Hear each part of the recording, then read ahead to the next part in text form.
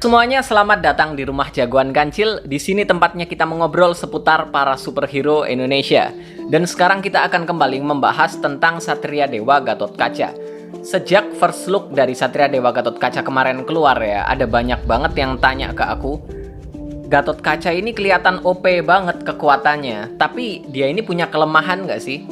Jadi begini, kalau di Satria Dewa Gathotkaca ini, karena itu konsepnya adalah menitis ya, jadi kemungkinan kalau dari tebakan gue ya, salah satu kelemahannya adalah titisannya ini, karena dia adalah manusia biasa seperti itu ya, dia hanya titisan dari Gathotkaca. Kayaknya kelemahannya ini dia, karena dia juga masih belum kebentuk kan. Tapi selain itu, kalau dari cerita pewayangan, Gathotkaca ini punya satu kelemahan yang sangat besar.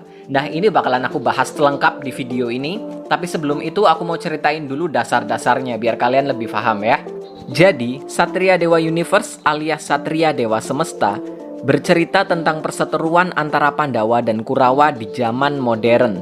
Diceritakan, di masa lalu terjadi sebuah perang besar antara Pandawa dan Kurawa. Ada banyak pertumpahan darah, ada banyak tokoh yang gugur, dan salah satunya adalah Gathotkaca. Gathotkaca gugur secara kesatria. Dia bertarung melawan Karna, saudara tiri Pandawa yang sayangnya berpihak pada Kurawa.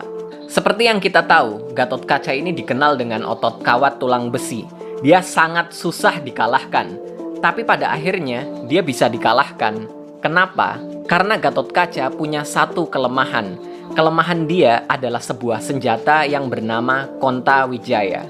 Di masa lalu, saat Gathotkaca lahir, tali pusarnya tidak bisa dipotong. Saking kuatnya ini anak, tidak ada senjata yang bisa memotong tali pusar itu. Akhirnya, mereka meminta bantuan kepada para dewa, dan untungnya, Bathara Indra punya sebuah senjata bernama Konta Wijaya. Ini adalah satu-satunya senjata yang bisa menembus tubuh Gathotkaca untuk memotong tali pusarnya. Untuk bagian ini, sebenarnya ada beberapa versi cerita di kisah pewayangan. Ini aku ceritain dua aja ya. Yang pertama, di saat mereka datang ke Bathara Indra untuk meminta bantuan untuk meminjam senjata Konta Wijaya untuk memotong tali pusar Gathotkaca, sayangnya semuanya sudah terlambat.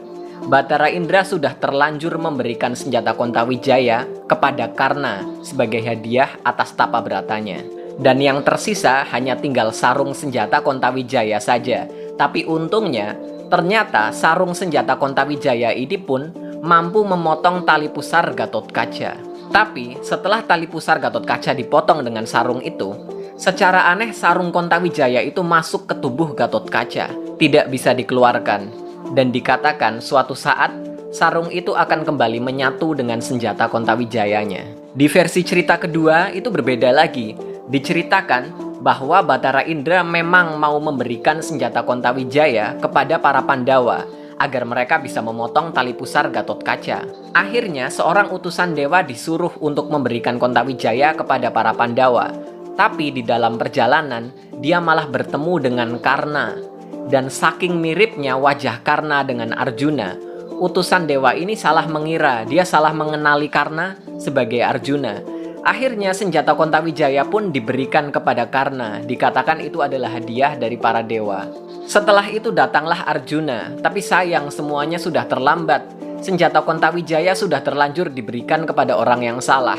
Tapi untungnya, sarung Konta Wijaya itu masih ada, dan akhirnya sarung ini digunakan untuk memotong tali pusar Gathotkaca. Lalu setelah itu ceritanya sama, sarung Konta Wijaya ini masuk ke tubuh Gathotkaca.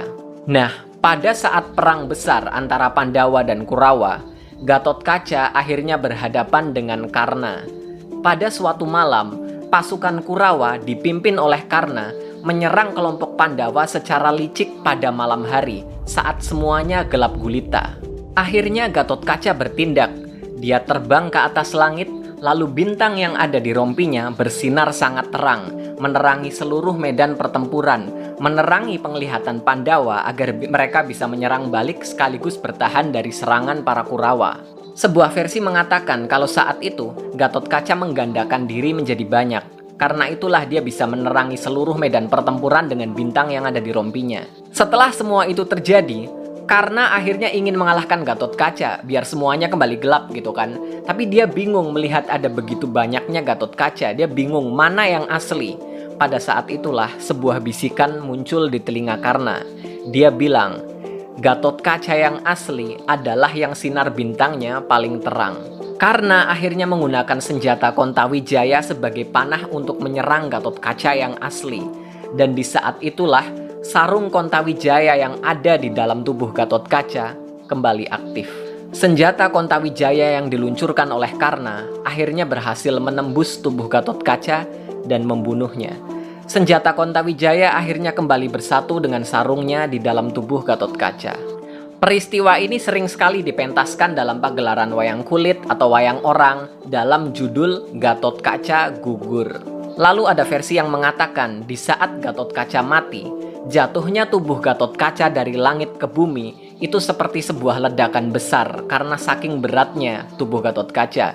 Dan itu sekaligus menewaskan para pasukan Kurawa yang ada di bawahnya. Oke, jadi itu tadi penjelasan tentang kelemahan Gatotkaca sekaligus kematian Gatotkaca di masa lalu. Untuk Satria Dewa Gatotkaca, ini adalah titisan dari Gatotkaca yang sudah mati di masa lalu. Apakah dia juga memiliki kelemahan yang sama? Apakah dia juga akan mengalami cara kematian yang sama, yaitu dibunuh oleh titisan Karna? Ini bisa aja terjadi loh. Tapi untuk saat ini semuanya masih teori. Kita masih belum tahu filmnya nanti bakalan seperti apa. Buat kalian yang pengen tahu lebih banyak tentang Gatotkaca atau mungkin tentang Satria Dewa Gatotkaca atau mungkin tentang superhero-superhero yang lainnya, kalian bisa tulis pertanyaan kalian di komentar ini. Buat kalian yang suka dengan konten-konten seputar para jagoan-jagoan, para superhero-superhero Indonesia, bisa kalian subscribe channel ini. Jangan lupa juga cek sosial mediaku, karena di sana juga aku bahas banyak hal seputar para superhero Indonesia ya. Sampai jumpa di video-videoku yang berikutnya. Bye-bye.